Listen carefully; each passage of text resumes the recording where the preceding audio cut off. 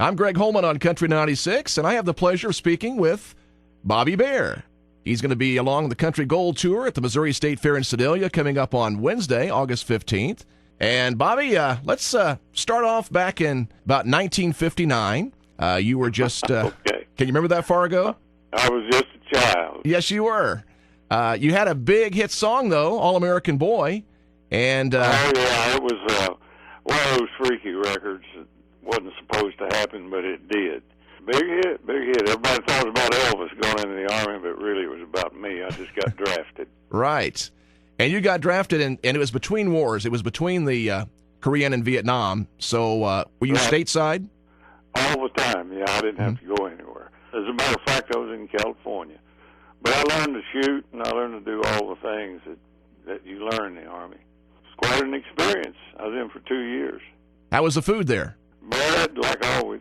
It's probably a whole lot better now, I can tell you. My dad said it wasn't very good, but you got plenty of it.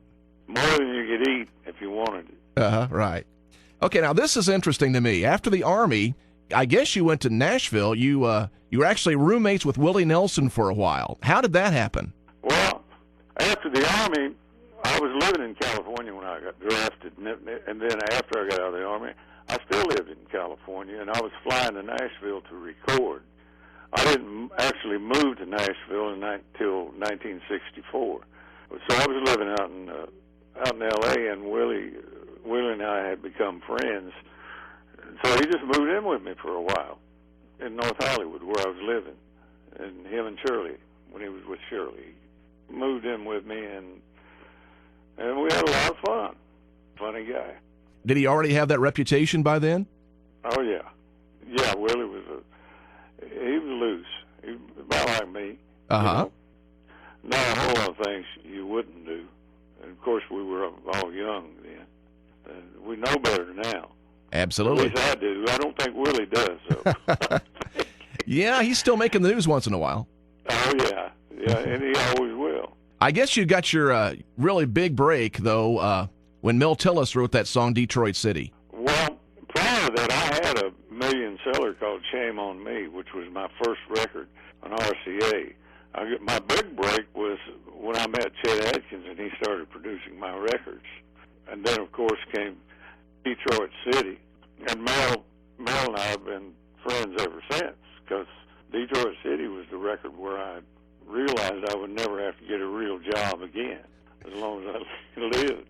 Speaking of Mel, I'm going to his 80th birthday party tomorrow night. Oh, really? Okay. It's going to be a big blowout downtown, and I got to show up for that because I think me and Mel and Willie are about the only ones left. Are you going to... No, we got Ray Price. He's still Ray Price, yeah. Are you going to dress up and everything? Well, I'm going to actually put on my summer cowboy hat, which is a straw cowboy hat. So, nobody dresses up when they get my age. You don't have to. Put on a pair of jeans and cowboy hat and go. Right. Another name that comes to mind is Shel Silverstein. He's written a lot of your classic songs. Oh, yeah. I did more work with Shel than anybody. We did... First album project I ever did with him was an album called Lullabies, Legends, and Lies. It had several hits. It had Marie Laveau. Mm-hmm. The first hit out of that album was Daddy What If, a song I did with my son when he was 6 years old. And The Winter was in that. And that started me off on Shel Silverstein projects. We did, we did Singing in the Kitchen with all of my kids when they were little.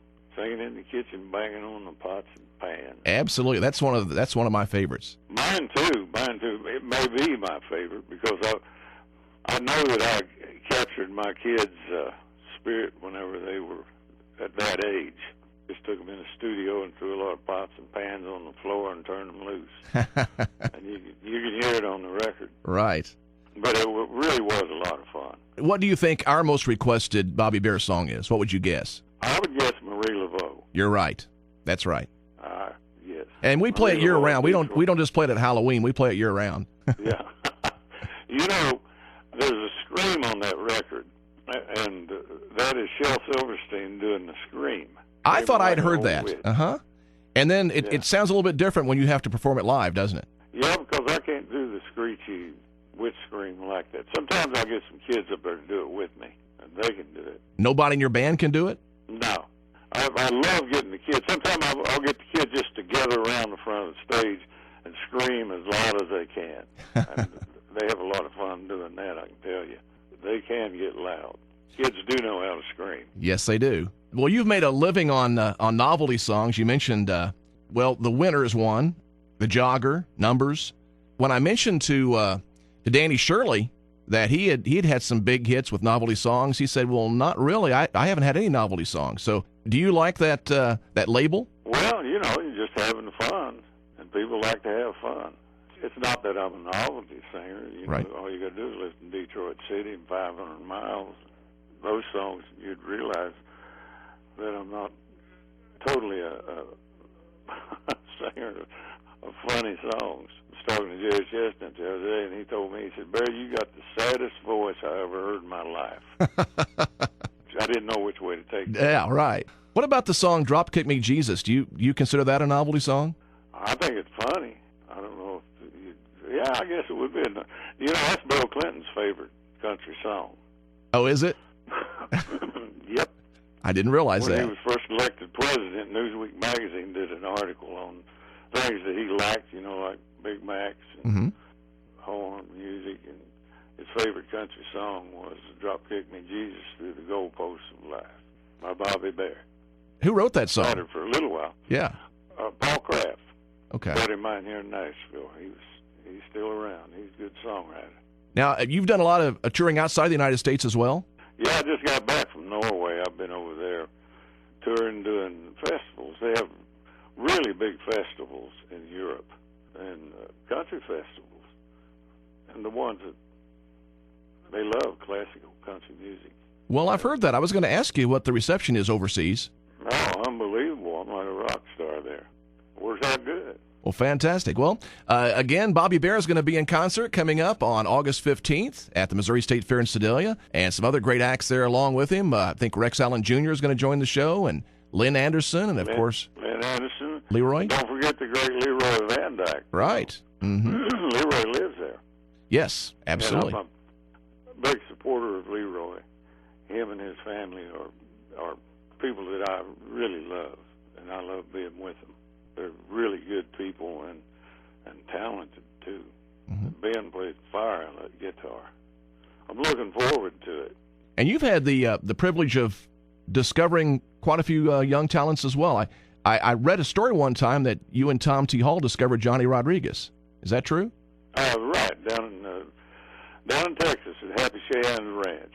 Back when he was calling himself Johnny Rogers then. He just got out of jail. I remember when Tom T. had his first hit and he was putting a band together. He said, I'd love to have a Johnny Rogers from my band.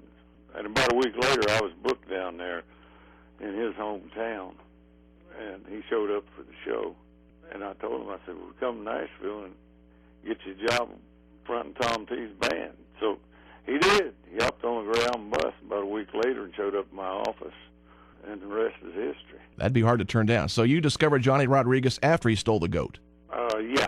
The fact is, he's just gotten out of jail, and how he got the job at Happy Cheyenne's Ranch was Happy would take in these troubled young guys and give them work. So it worked out really good because John is really talented. Have you ever been to jail yourself, Bobby? I think I got a DUI once, but that's about it. It didn't amount to anything. Nobody wants to go to jail. Absolutely. Well, you take a look at the country music scene today.